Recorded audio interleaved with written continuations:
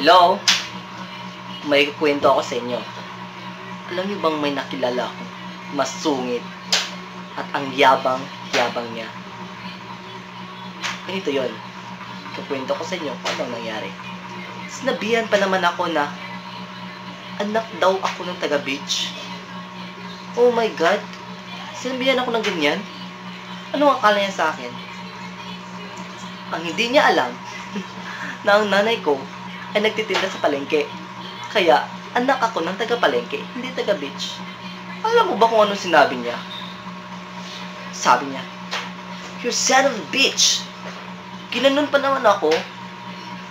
Ano akala niya sa akin, hindi nagkakaintindi ng English? Kahit ganito ako. Alam ko at saka nakaintindihan ko yung anong English, di ba? Kaya naman sinabi ko sa kanya, "Hoy, kahit ganun yung nanay ko, kahit nagtitinda lang siya palengke, proud ako sa kanya. Proud ako na naging nanay ko siya." Anong bitch?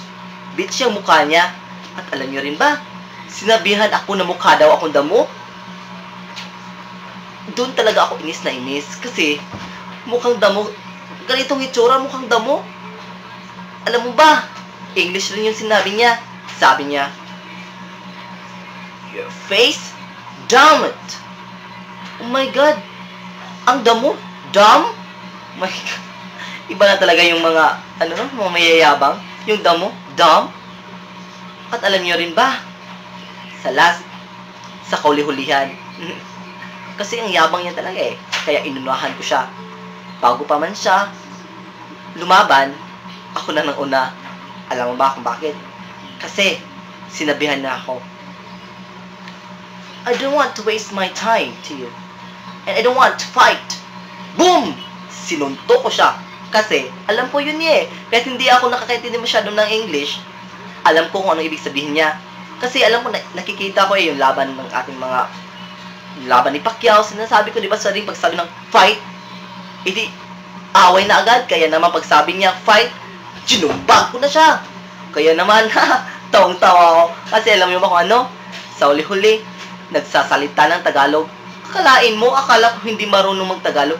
Sinabi pa niya, "Hindi naman yun sinabi ko eh. Hindi naman yung ganun." Oh, tingnan mo. Masyadong maka-feeling ng tao. Ang yabang-yabang. Majujumbagan at saka ma-black eye yan. Yun, nagtatagalog na.